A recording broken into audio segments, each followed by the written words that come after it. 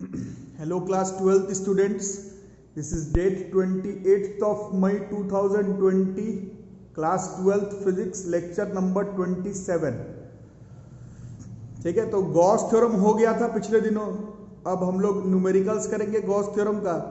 आज के क्लास में हम लोग जो एनसीईआरटी बेस्ड जो क्वेश्चन है गॉस थ्योरम का उसको हम लोग करने का ट्राई करेंगे। तो जो लोग रेगुलर क्लास कर रहे हैं उन लोग अपना नोट्स कॉपी लेकर के रेडी हो जाइए और क्वेश्चन बनाने का भी हम लोग कोशिश करेंगे। होमवर्क असाइनमेंट दिया गया था, कुछ लोगों ने तो ऐसा असाइनमेंट बनाया कि देख के बेहोश हो गया आदमी। ऐसा गंदा असाइनमेंट, एक भी क्वेश्चन सही नहीं। 3 दिन तक के लिए कोमा में चला गया है टीचर कॉपी आप लोगों का चेक करके। क्वेश्चन क्या बनाने के लिए बोला गया था, पता नहीं क्या क्या बनाए हैं कुछ लोग। खैर, जो लोग बनाए कुछ लोग बिल्कुल सही सही भी बनाए हैं। तो पहला क्वेश्चन देखें गॉस थ्योरम का। S1 and S2 are two parallel concentric spheres enclosing charges Q and 2Q respectively as shown। ठीक है, दिखी रहा डायग्राम में। क्वेश्चन है what is the ratio of electric flux through S1 and S2। दूसरा, how will electric flux through sphere S1 changes if a medium of dielectric constant 5 is introduced in sphere S1 in place of air। ठीक है, तो इस question को अपन solve कर लेंगे। अभी जो लोग रेगुलर गॉस थ्योरम कर रहे हैं उन्हीं लोगों के लिए है। तो ratio of electric flux through S1, तो ratio of electric flux through S1 Gauss theorem जो लोग पढ़े, this is Q inside bye epsilon not है, तो उसमें है Q बाई एप्सिलॉन नॉट और फ्लक्स थ्रू S2 हो जाएगा Q inside by epsilon naught. अब इस S2 के लिए, इस S2 के लिए, इस S2 के लिए, इस S2 के लिए, इस S2 के लिए देखो ये वाला भी इनसाइड में, ये वाला भी इनसाइड में। Q plus 2Q by epsilon naught, this comes out to be 3Q upon epsilon naught. अब रेशियो निकालना था, therefore flux through sphere 1 by flux through sphere 2 is equal to Q by epsilon naught by 3Q by epsilon naught। epsilon naught ये cut गया, ठीक है। So this comes out to be 3:1। तो पहले question का answer जो है वो 3:1 आ गया। चेक कर लिया जाए, Q by epsilon naught by 3 by epsilon naught, मतलब ऊपर S1 का है, so this is 1:3। S1 में जो फ्लक्स है वो कम होगा। ठीक, तो पहला आंसर ये हो गया। दूसरा, इलेक्ट्रिक फ्लक्स थ्रू S1, तो अभी हम लोग देखें S1 पर आया Q बाई एप्सिलॉन नॉट। अब फ्लक्स चेंज करेगा जब हम लोगों को इसके अंदर एयर कुछ नहीं दिया हुआ, मतलब एयर भरा हुआ। अब एयर नहीं भरा होकर के एक दूसरा मीडियम भर दिया जिसका डाइलेक्ट्रिक कांस्टेंट 5 है, यहाँ पर एप्सिलॉन नॉट नहीं होकर के एप्सिलॉन हो जाएगा। अब जो लोग फर्स्ट क्लास से पढ़ रहे हैं,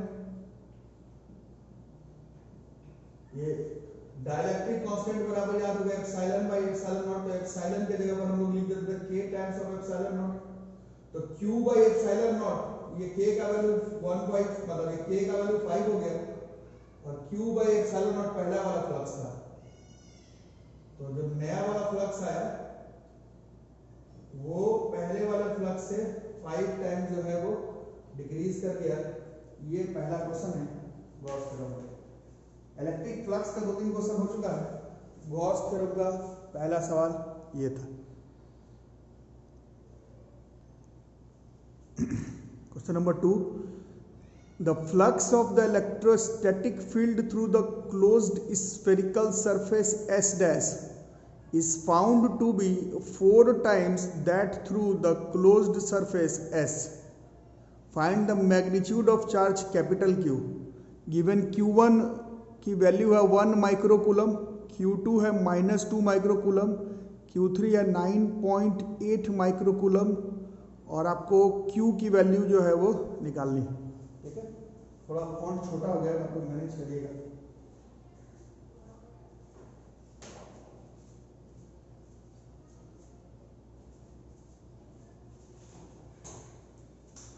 So solution, flux through the closed surface S dash flux through the closed surface S dash is found to be 4 times of flux through the closed surface S. अब फ्लक्स बराबर क्या होता है Q inside bye epsilon not. S dash के लिए inside में कौन कौन है, Q भी इनसाइड में है, Q1 भी इनसाइड में है, Q2 भी इनसाइड में है, Q3 भी इनसाइड में है, by epsilon naught equal to 4 times of सिर्फ S के इनसाइड में कौन है, तो Q1 इनसाइड में है, Q2 इनसाइड में है, Q3 इनसाइड में है, by epsilon naught. So this gets cancelled, ठीक है। Therefore this Q comes out to be 4Q1 में से 3 times of Q1 plus Q2 plus Q3.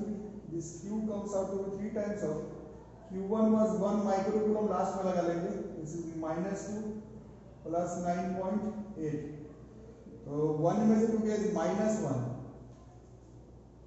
1 में से 2 गया is -1 और 9.8 में से -1 गया तो -8.8 हो गया, नहीं ये 8.8 into 3 मल्टीप्लाई खुद से कर लेना, 26.4 होगा, -26.4 और माइक्रोकूलम में क्वेश्चन था तो इसको माइक्रोकूलम में ही आंसर जो है वो रहने देंगे। This is the formula, flux through a closed Gaussian surface is Q inside upon epsilon not. वैसे जो लोग रेगुलर पढ़ रहे हैं इसका मुश्किल क्वेश्चन तो तब होगा जब फ्लक्स टोटल बराबर Q inside bye epsilon not के साथ surface integral of E dot ds भी आएगा, तब डैश डैश हो जाएगा। अभी तो फिलहाल आसान।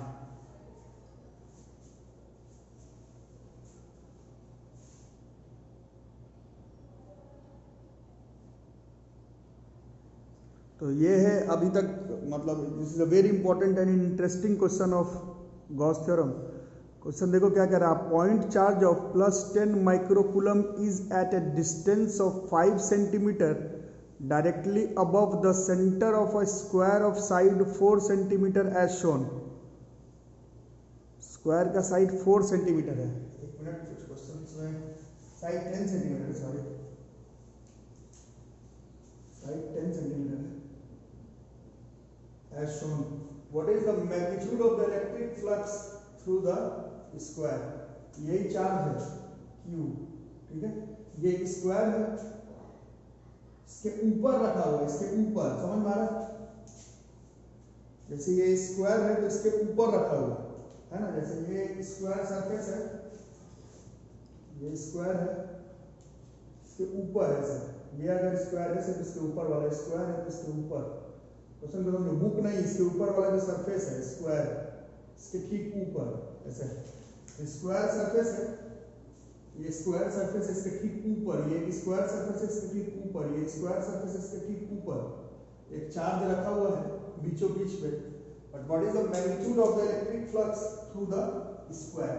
तो दीज आर चैलेंजिंग क्वेश्चंस। जो लोग समझदार हैं, जो लोग 9th क्लास से ठीक से पढ़ते हैं, उन लोगों को मालूम होगा इस तरह का क्वेश्चन रिपीटेड रहता है, बार बार एग्जाम में पूछा जाता है।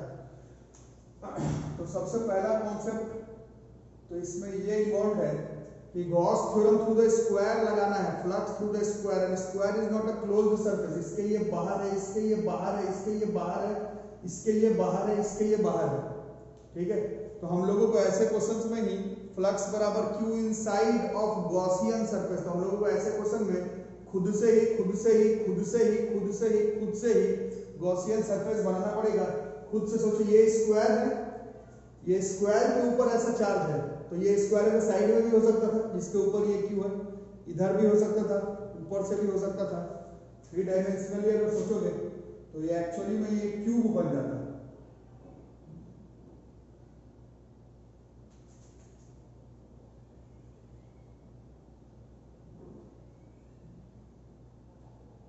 क्यूबॉइड जैसा मतलब मत बना देना, क्यूब कंसीडर करना। ये जो फेस है, मान लो ABCD, ये वाला ABCD, ये सब कितने कितने सेंटीमीटर का है, तो इससे कोई मतलब है नहीं, वैसे सब 10-10 सेंटीमीटर का। यहाँ पर एक चार्ज था Q। अब ये जो है ये गॉसियन सरफेस है, this is a Gaussian surface, PQR, ऐसे पूरा गॉसियन सरफेस है। डॉटेड लाइन से बना सकते हो। Therefore flux through the Gaussian surface, this is Q inside, Q पूरे इस गॉसियन सरफेस के इनसाइड पर आ गया बाय एप्सिलॉन नॉट, है ना।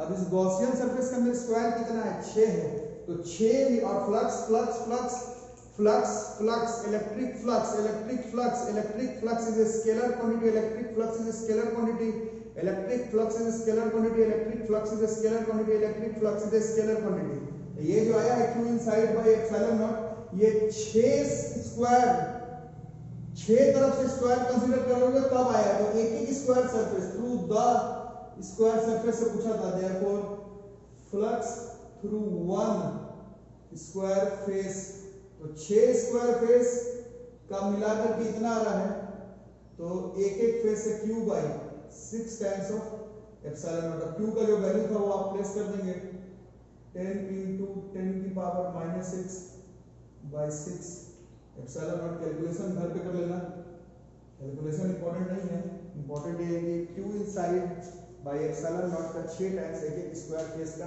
कंट्रीब्यूशन हो जाएगा। इसी वजह से Gauss theorem is considered as a challenging topic, challenging question. यही मेंस 18 में है, एनसीईआरटी में है, आपके हर तरह के स्कूल एग्जामिनेशन में पूछा जाएगा। तो ये है बच्चों इस चैप्टर का चैंपियन क्वेश्चन, गॉस थ्योरम का, एनसीईआरटी का ही है, मोस्ट इंपॉर्टेंट क्वेश्चन है।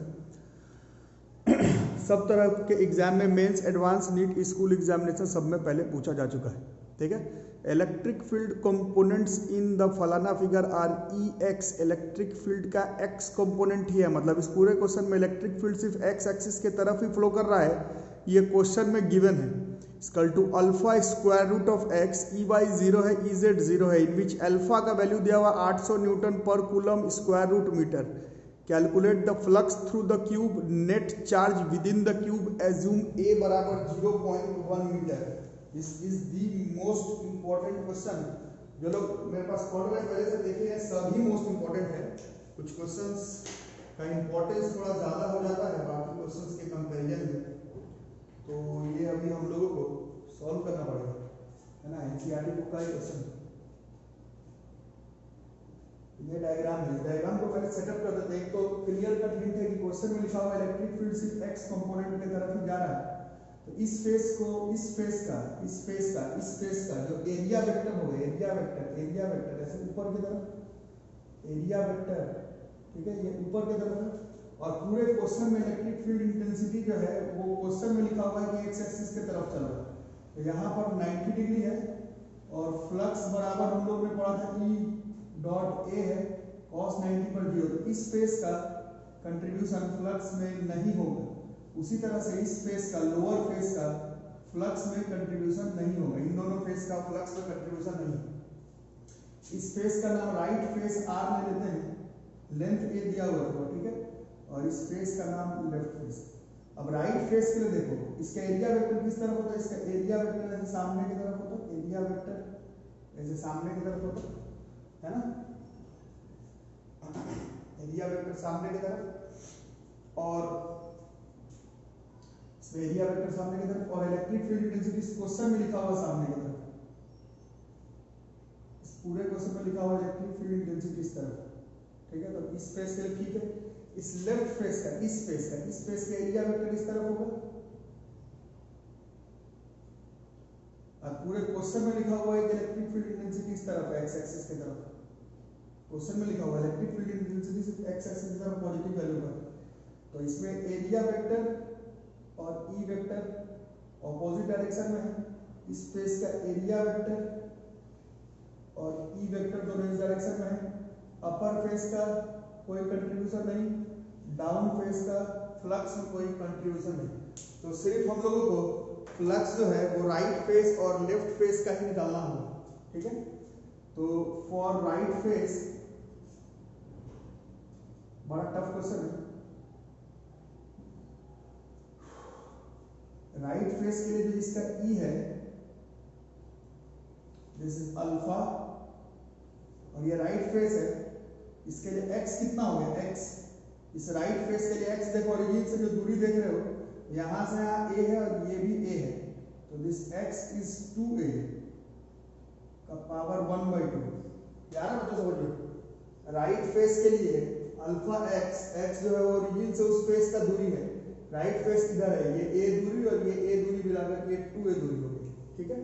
और इसका एरिया तो a स्क्वायर ही होगा, क्यूब में चारों साइड स्क्वायर है, स्क्वायर का एरिया इज a स्क्वायर, ठीक है। सो उस हिसाब से, और यहाँ पर फ्लक्स थ्रू राइट फेस, ये जब E और A के बीच में एंगल जो है वो 0 डिग्री का है, so this is EA cos 0 is 1, तो ये E into A ही रह जाएगा। So this is alpha A square 2A का पावर 1/2, ठीक है। अल्फा A स्क्वायर 2A का पावर 1/2, पूरा व्यू आ भी रहा है कि नहीं देख लो। अल्फा A स्क्वायर 2A का पावर 1/2,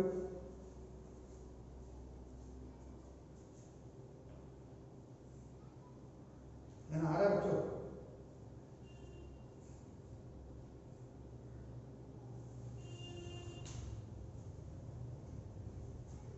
तो और थोड़ा कोड पढ़ करके अगर लिखना है, दिस इज अल्फा 2 का पावर 1/2 और A का पावर 5/2 हो जाएगा, ठीक है। Question number 1।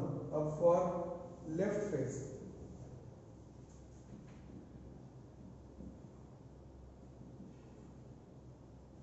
लेफ्ट फेस के लिए E जो है this is alpha into x, x केवल यहां से यहां तक है, तो A की पावर 1/2 हो गया, एरिया तो A स्क्वायर ही हो गया। Flux through left face is EA cos 180 degree. Electric field intensity का डायरेक्शन इस तरफ है, एरिया वेक्टर अपने पर सरफेस पर नॉर्मल, सरफेस पर नॉर्मल, तो इसका नॉर्मल इस तरफ, इसका नॉर्मल इस तरफ। इलेक्ट्रिक फील्ड इंटेंसिटी पूरे क्वेश्चन में लिखा हुआ है x एक्सिस की तरफ है। So this is minus EA, this is minus alpha A पर power 1/2 into A square, so this is minus alpha A की पावर 5/2। इसको लिख करके रखो पहले। अब ये सब आ नहीं रहा है, होमवर्क नहीं कर रहे हैं, घर पर पढ़ नहीं रहे और बोल रहे हैं कि नहीं आ रहा है, तो मत आए, खुद ही करियर खत्म हो जाएगा, दूसरा कोई थोड़ी जिम्मेदारी लेगा। बकवास करने वालों का करियर में कोई उपाय नहीं। अभी 28 लेक्चर हो गया, 5वां लेक्चर पढ़ रहे हो, करो अपना लाइफ से खिलवाड़। तो अब फ्लक्स निकालना था, फ्लक्स चलो रेगुलर क्लास करें। Flux is a scalar quantity, scalar quantity, scalar quantity, scalar quantity, scalar quantity, and scalar quantity has nothing to do with direction. तो राइट फेस का जो फ्लक्स है और लेफ्ट फेस का जो फ्लक्स है, इसको ऐड कर देंगे। इन दोनों को अगर ऐड करें तो अल्फा स्क्वायर रूट 2A का पावर 5/2 माइनस अल्फा A पर पावर 5/2, तो ये बाहर आ गया 2 की पावर 1/2 माइनस 1, ये इसका आंसर हो गया। अल्फा A पर पावर, आंसर चेक कर लेते हैं।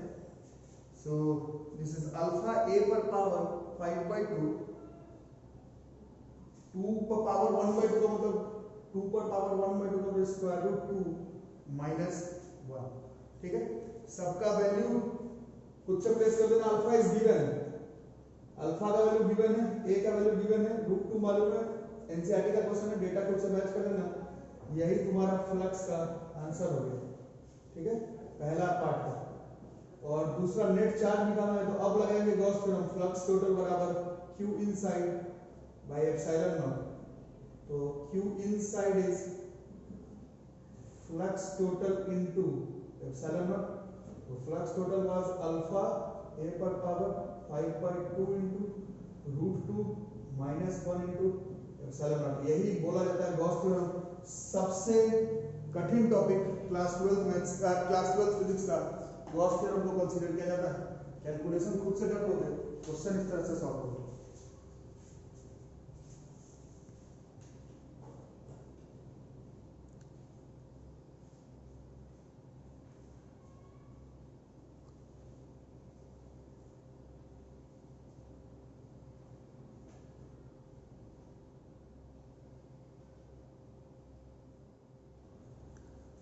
अब नेक्स्ट क्वेश्चन देखो बच्चों।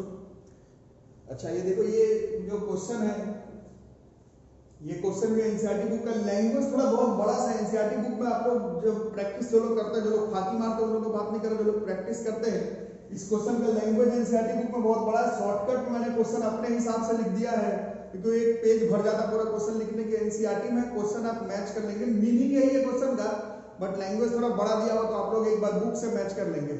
हम लोग इस डायग्राम के हिसाब से देखते हैं। For the right circular cylinder lying in electric field shown, find the net outward flux through the cylinder and what is the charge inside the cylinder, ये निकालना। ठीक है, तो सॉल्यूशन अगर देखते हैं तो ये एक सिलेंडर है। इस वाले सरफेस के लिए देखोगे, ये सब सरफेस के लिए इसका एरिया वेक्टर ऊपर की तरफ, और इलेक्ट्रिक फील्ड या तो इस तरफ है, या तो इस तरफ है, या तो इस तरफ, या तो इस तरफ, या तो इस तरफ, या तो इस तरफ। तो हर फेस से दिस इज 90 डिग्री। तो फ्लक्स बराबर, मतलब इसका एरिया वेक्टर इधर है और इलेक्ट्रिक फील्ड का इधर डायरेक्शन है, 90 डिग्री है। तो फ्लक्स बराबर E डॉट ए जब करेंगे, ये cos 90 होने का जो 0 आ जाएगा, मतलब इसका या फिर ऐसे नीचे की तरफ जो एरिया वेक्टर होता इसका कोई कंट्रीब्यूशन नहीं होगा। जो भी कंट्रीब्यूशन है फ्लक्स का, सिर्फ ये राइट फेस ले लेते इसके वजह से होगा, और ये लेफ्ट फेस ले लेते इसके वजह से होगा। पहला क्वेश्चन। दूसरा नंबर, अब इस राइट फेस का एरिया वेक्टर ऐसे सामने की तरफ होगा। जो लोग रेगुलर क्लास कर रहे हैं फ्लक्स में पता है कि सरफेस पर नॉर्मल, सरफेस पर नॉर्मल, सरफेस पर नॉर्मल, सरफेस पर नॉर्मल, सरफेस पर नॉर्मल एरिया वेक्टर। तो इसका सरफेस पर नॉर्मल, इसका ईबीसी डायरेक्शन में, एबीसी डायरेक्शन में। इसका देखो, इसका सरफेस पर नॉर्मल तो फिर इसी तरफ हो रहा है, तो इस बार भी इसका एरिया वेक्टर और ई वेक्टर दोनों का डायरेक्शन जो है वो सेम आ रहा है। ठीक है, तो अब वो कैसे निकालेंगे? तो फ्लक्स थ्रू राइट फेस, दोनों में एंगल आप देख रहे हैं E डॉट ए, दोनों सेमी डायरेक्शन में है। E a cos 0, मतलब ये E इंटू ए ही आ जाता है, इस इक्वेशन नंबर 1। और उसी तरह से फ्लक्स थ्रू लेफ्ट फेस में जाएंगे तो भी E डॉट ए ही आ रहा है। E क्वेश्चन में लिखा हुआ इस तरफ है और एरिया वेक्टर में इस तरफ है ही। इस बार भी E a cos 0 फिर 1, तो ये E आ रहा है। और electric flux is a scalar quantity, scalar quantity में डायरेक्शन का उतना झमेला नहीं है। This is twice times of E into A, twice times of E was given as 200। और एरिया, ये फेस सिलेंडर का जो ये एरिया वाला फेस है वो सर्कल होता है, और सर्कल का area is pi into R square. R 5 centimetre दिया हुआ, तो दिस इज 5 इंटू 10 की पावर -2 का स्क्वायर। अब कैलकुलेशन आप लोग कर लेंगे। Radius was given as 5 centimetre. Calculation कर लोगे एनसीईआरटी का। मैं आंसर लिख देता हूं। इसका आंसर जो है नेट फ्लक्स 3.14 आएगा। वर्क करके मतलब कर दूं क्या? देखो, 2 ये हो गया 400, ये हो गया पाई, ये हो गया 25 इंटू 10 की पावर -4, 25 4 100 इंटू 2, तो दिस इज 10 की पावर 4 पाई इंटू 10 की पावर -4। ये कट जाएगा तो सिर्फ पाई ही बच जाएगा। पाई का वैल्यू पुट करना है तो 3.14 पुट कर सकते हो, है ना। फ्लक्स न्यूटन मीटर स्क्वायर पर कूलम, न्यूटन मीटर स्क्वायर पर कूलम। पहला चीज ये हो गया। दूसरा चार्ज, तो इसके लिए हम निकालेंगे flux total, Gauss theorem, this is Q inside upon epsilon not. Therefore Q inside is flux total into epsilon naught। तो फ्लक्स टोटल 3.14 आया था into epsilon naught, वैल्यू खुद से पुट कर देना, कूलम में आंसर आ जाएगा। This is 3.14 into epsilon naught, और फ्लक्स टोटल इज पाई। इस क्वेश्चन का फ्लक्स टोटल है पाई और Q inside है 3.14 into epsilon naught कूलम। ठीक है, तो these are the questions of Gauss theorem। NCERT का गॉस थ्योरम का सारा क्वेश्चन हो गया। और मैं बोल भी रहा हूं कि अभी जब तक ऑनलाइन मीडियम से जुड़े हुए हैं तब तक ट्राई करो पहले अपने एनसीईआरटी का क्वेश्चन कवर कर लेने का। आईआईटी में नीट में जो क्वेश्चन आया वो सब मैं बता दूंगा अगले क्लासेस में, बट जो खुद का क्वेश्चन आपका आईआईटी का फंस आ रहा है वो अभी के लिए छोड़ सकते हो, क्योंकि फोन पर सारा आईआईटी का क्वेश्चन फोन टू फोन समझा देना थोड़ा मुश्किल है।